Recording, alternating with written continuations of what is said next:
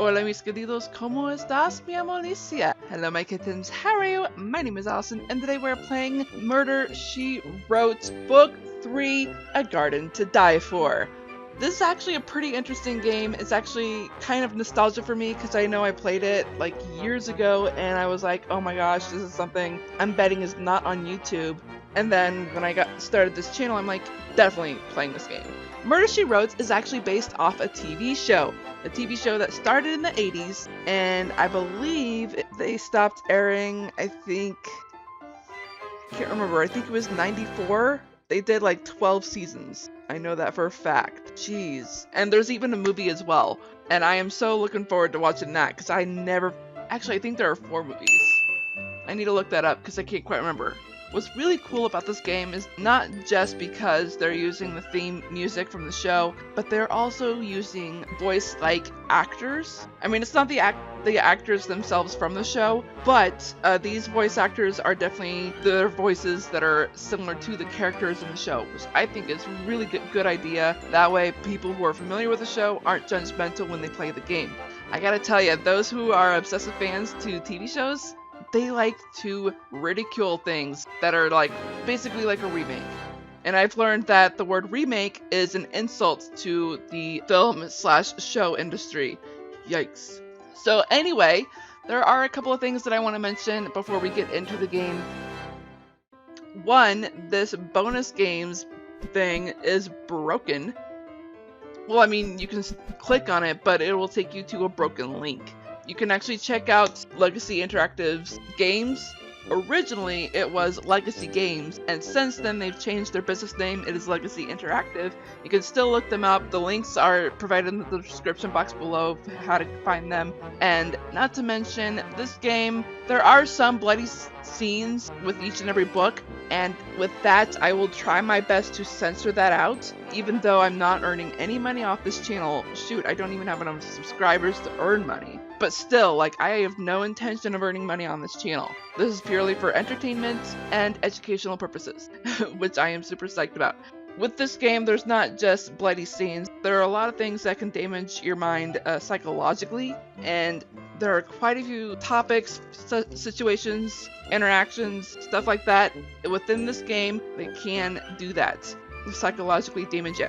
I'm not going to bring up any examples, as I've already mentioned them in some of my previous videos. In Murder, She Wrote, I think it might have been book 1 and book 2. You can check those out in their separate playlists. You can actually check my channel. There's actually a section just for Murder, She Wrote with all the books that I've done so far in the game. This is book 3 out of 5, by the way. There's also one more thing that I gotta mention, and that is, if anything does not look familiar in this video, it is because you have not been keeping up. Please check out the links that are provided down below in the description box. One is the previous video as well as the playlist. I recommend the playlist because it will have every video that I've done so far with book 3, A Garden to Die For. And in this video, we're going to be covering chapters 7 through 9, I believe. Hopefully. Previous video we covered chapter 3 through 6. So let's actually wait, I want to show you some things about this game that are pretty cool and that are in the options. Not only can you do full screen windowed, what I find disappointing is that there's no way to fix the volume on the voices. It is combined with the music. But what I really like is that there's custom cursor, of course. I prefer the custom cursor. There's relaxed and time mode. One of the things I actually really like about the time mode is that it only affects the hidden objects puzzles. That's not including the mini game that's inside the hidden object puzzles, just the hidden object portion of it. It gives you 20 minutes, and when that 20 minutes is up, you're kicked out, all your progress is gone, you have to start all over again. Fortunately for me, I'm skilled enough that it doesn't take me 20 minutes, it takes me at least 5 to 10, so we're good. Actually wait, 2 to 10 minutes. And I think that's the only thing about the timed part. The relaxed is just you take your time, you don't have to worry about your hidden objects portion being reset or anything like that. And that's about it. One other feature that I like about this game is this, basically. You have the option of saying, yes, I want to continue, or cancel, which will take you back to this, or you can hit no, which will actually reset the entire game progress. Yikes. Did test it out because I didn't really know up until book 3, I should say. And I'm like, oh, okay, that's good to know. So don't want to be clicking that while I'm recording for you all. Alright, so quick recap, even though I have been talking quite a bit, let's figure out what you missed in the past video, which we covered chapters 3 through 6. Well, and the conversation at the beginning of chapter 7. When Mort and I caught up with Jack Delgado, he informed us that Matthew and he had argued because Matthew didn't like the stones Jack used to edge his hydrangea beds, and refused to pay for the work. Jessica, you're an author.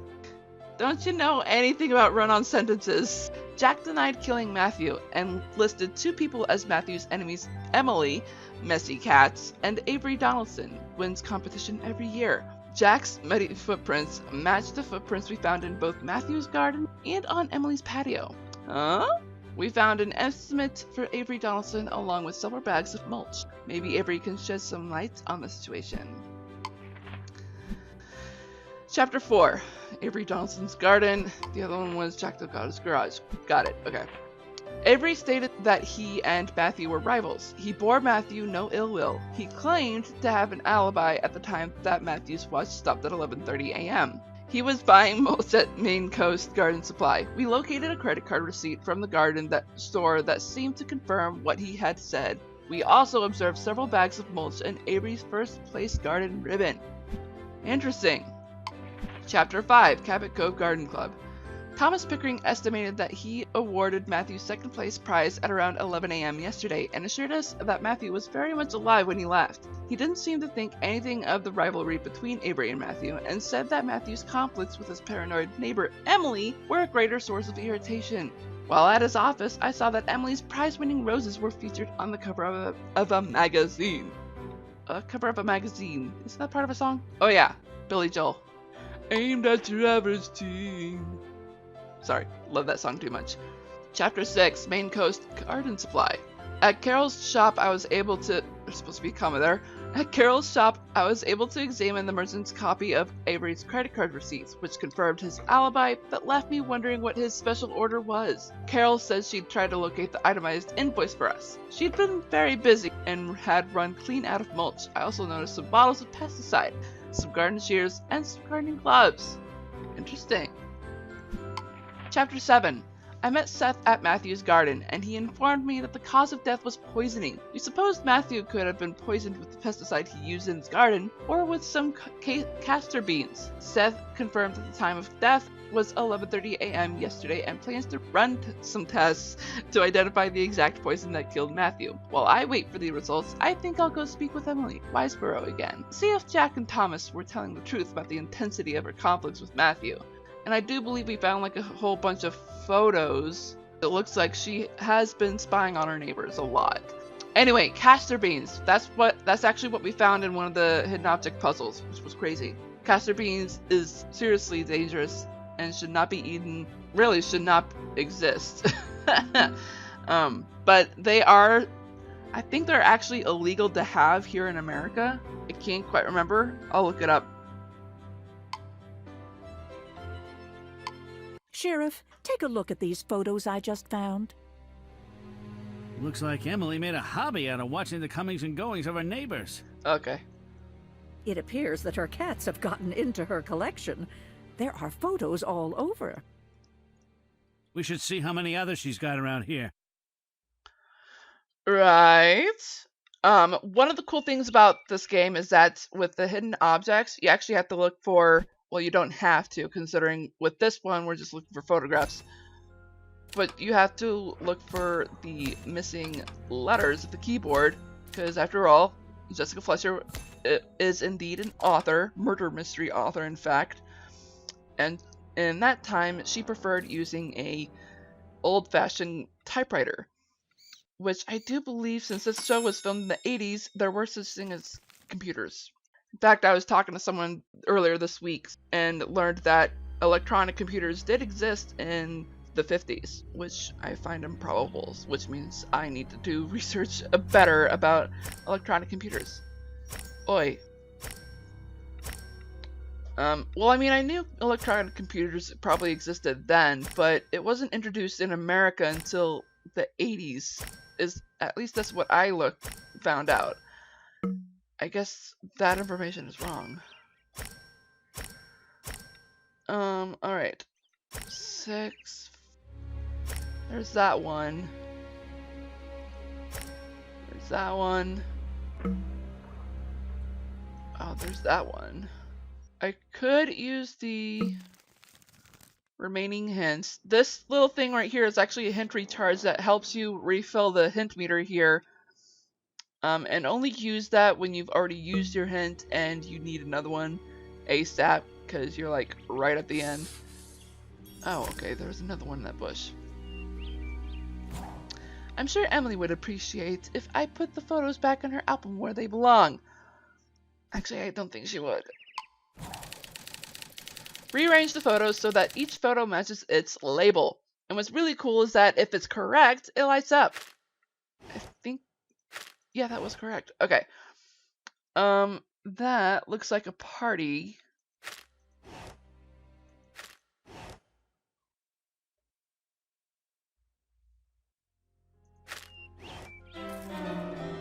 Okay. That was weird. Alright, and what's this last photo? Interesting. Look at this, Sheriff. I wonder what Avery was doing in Matthew's garden. I wonder when that was taken. What are you doing with those? Just having a look around, Mrs. Wiseborough. You got quite a talent for photography. Mm-hmm.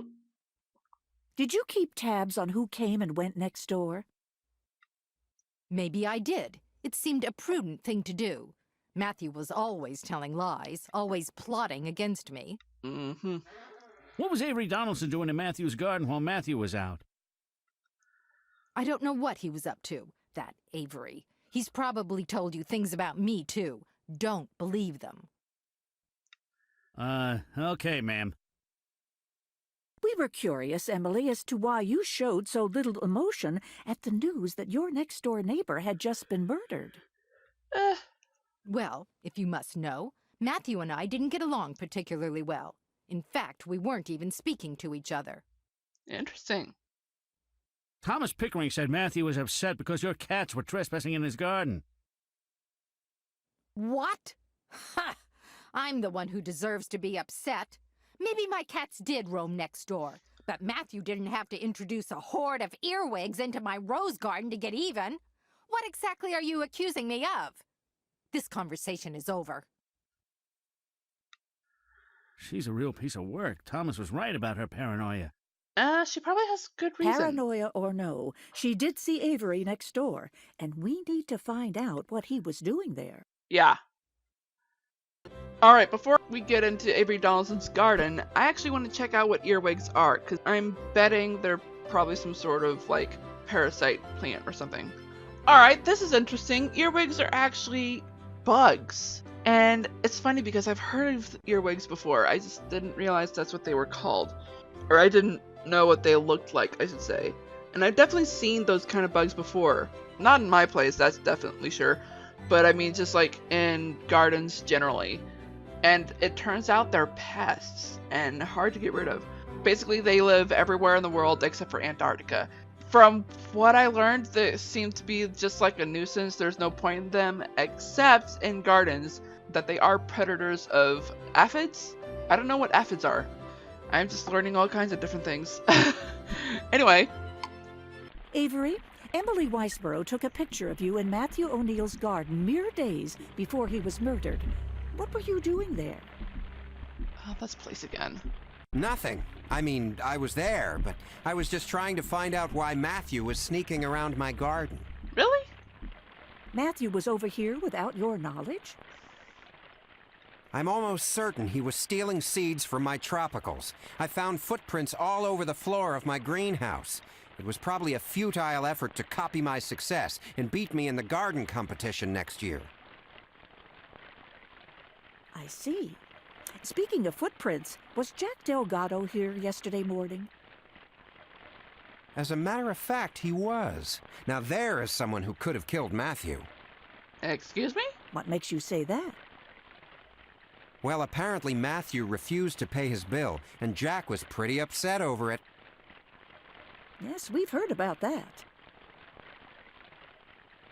Actually, you know what? I think I have a theory as to who it might be. I'm not going to say it though, because we're going to learn that information in this video. Alright, so, letters, letters, letters. Give me those vowels. A. Where is ZI? Alright, well, anyway, the hooks are actually kind of hard to find. There's one there, and you gotta have that, like, right over the hook for some reason. There's one there, and there's one there. Hey, if you see Jack, you can take these gloves back to him. These belong to Jack.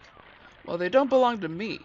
I never work with thorny plants. Jack must have left them behind after he was here yesterday morning. I'm sure he's looking for them. These are practically new. Oh wait, no, sorry, my theory is gone. My theory is gone. I'm so... Bum, bum, bum, bum, bum, bum. Oh gosh dang it, that was a recharge. Yun dun dun. Ba da da da da dun dun dun. There's the shoes. I forgot where the light bulb is. Light bulb. Hint please. Oh, right there. Yeah, I should have seen that. Emily may be a snoop, but we've found Jack's footprints at every garden we visited. Maybe he can shed some more light on the situation. Taking his gloves back to him is as good an excuse as any to speak with him again. Who's to say they're his gloves? Really? And here we are at chapter 9. I think this is going to be the last one we're going to do. Jack doesn't appear to be around, but I think I'll wait.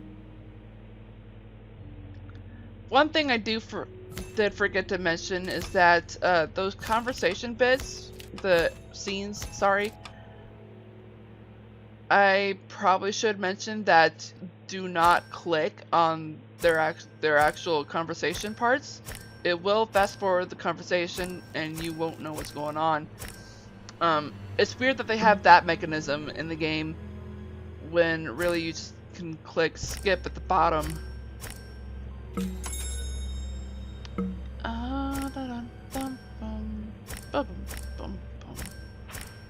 I've got no strings to hold me down. Bim bim bim bim bim bim. I've got no strings. Hold me down, beady bound. There we go. Oh, I'm missing a screwdriver. There it is. Got it. Ooh, what's this? Cabot Cove Garden Competition. Prizes $5,000? 1 year's worth of gardening supplies from Humboldt Chemicals. So wait, that company is from California? Pictorial spread in Hanging Gardens magazine, all expense trip to New York's Botanical Gardens. Wow. Promotional flyer for this year's garden competition. Interesting. Something I can help you with? Hello, Jack. Is this your flyer for this year's garden contest? Yep. It says here, sponsored by Humboldt Chemical. Yeah, they put up $5,000 cash and $5,000 worth of free Humboldt Chemical garden products for the winner. My goodness, that's quite a generous prize. Yep. Not only that, the winner gets to compete in a New England-wide competition where the prizes are even bigger. I noticed. I suppose that would explain why Matthew and Avery were spying on each other, despite their rivalry just being a friendly one. Oh, it wasn't so friendly, Jessica. Not with all that prize money and free gardening products at stake. Right? Once Matthew even asked me to tell him some of Avery's secrets, but I didn't want to get in the middle of it. Good idea. Oh, before I forget, Avery asked me to return your leather gloves to you. Those aren't my gloves. They aren't. Avery said you left them at his garden yesterday morning. No, those gloves look pretty new. If they came from Maine Coast Garden Center, maybe Carol remembers who she sold them to. Good Interesting. thinking. I'll go ask her. Alright, and I think that is actually where I'm gonna stop. Yeah, we finished chapter 10 there. Alright, so I think that's gonna be it, everyone. I'm actually trying to figure out what my theory should be. Because I'm trying to figure out who killed Matthew. Who could have, though? We've got plenty of suspects. And it looks like Avery's out of the... Well, Avery is almost out of the picture. Because he does have an alibi. But he has a motive. And now we know his motive is even bigger because of the competition prize. And I'm betting the competition isn't even over yet. So Matthew's garden still has a chance to win. But now that we know the prize, what if Jack is trying to make his own garden as well, but in secret, so that, well, no, because the garden club has to know about the garden. Has to know about Jack's garden if he is trying to participate. Because otherwise, his entry might not be valid. Alright, there goes my theory. I don't know who it could be. We're missing that critical clue. And I'm betting we're going to be getting that critical clue at the Maine Coast Garden Supply. Which probably means next video might be the last for book 3. Who knows? I could be wrong. Anyway, let's get going. We're pretty much at the end because I gotta give my story review. I mean, really game review, but here, let me actually explain what I'm doing with the channel now. I do need to do a vlog at some points. I do have old footage for a gaming vlog, and I can't seem to get myself to actually do the voice portion of it. Anyway, what is happening with this channel is that as much as I love playing video games, I'm actually a writer on the side, and I actually do intend on publishing my books. I have over 60 books. I think I'm actually getting close to 80 books total, and none of them are published. I do read some of them on my other channel, even though right now I'm supposed to be reading a Nancy Drew book. I'm basically in between on that as well because I've been kind of lazy with that channel this past year. Anyway, what's going on with Rabbit Fun World channel is that because I'm such an avid reader and writer, I have a tendency to be a grammar Nazi and sometimes punctuation Nazi, if you noticed throughout this video. Basically what I'm going to be doing for the rest of the channel is that at the end of each video, I'm going to be reviewing not just the gameplay, but the story as well, see if there are any plot holes, see if there's any questions that weren't answered, or see if there's any flaws to the storyline that doesn't make sense to the actual plot. Does that make sense? I'm already confusing myself. Jeez. I'm a complex person who loves duplicity. So the gameplay, I really do like the gameplay. I like that they have a little mini game inside the hidden object puzzles rather than just having the mini games in other places throughout the game along with hidden object puzzles. That's like basically every other game out there. Well, most of them really. But with this one is really unique, but at the same time it's kind of repetitive. You're basically just doing hidden object puzzles throughout the entire game. But what's really unique about it is that, like I said, there's mini games inside those hidden object puzzles. You don't have to do fast traveling because the game does that for you. You're basically going around the town, and you actually do get a chance of going back to those locations only because the game tells you to, because that's the plot of the story. You have to go back and forth, make sure you have all the clues, all the suspects, the murder victim. Basically, there's 5 W's. Who, what, when, where, and why. So we're trying to figure out who killed Matthew. We're trying to figure out why he was killed. We know where he was killed. We know when he was killed. We just need to figure out what killed him, because we're basically assuming that he was poisoned, but we don't know what he was poisoned with. So there's that. As far as the gameplay, it is kind of monotonous, a bit repetitive. I don't mind that because this is Murder, She Wrote. I'm happy as a clam. As far as the story, I mean, I don't really see any flaws as of yet. It's definitely keeping me interested. If you've already figured it out, please comment down below. But at the same time, don't spoil it for those who haven't figured it out yet, or who haven't played the game before, I should say. That's about it, actually. I think my review is pretty much done there. So I do believe I'm gonna go ahead and say goodbye. I love you all so much, and I hope to talk to you all in the next video, which will be Nancy Drew Silent Spy. Freaking looking forward to when I'm done with that game. Not a big fan of Silent Spy.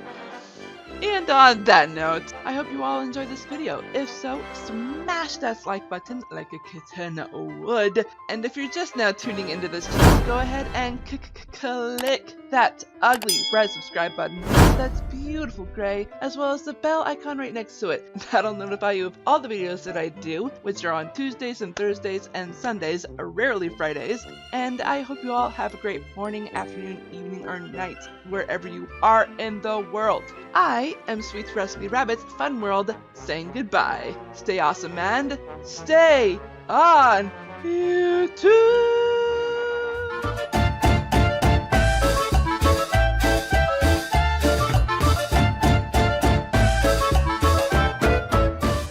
I got a bunch of lovely coconuts, diddly diddly, something in a row, boom, boom, boom.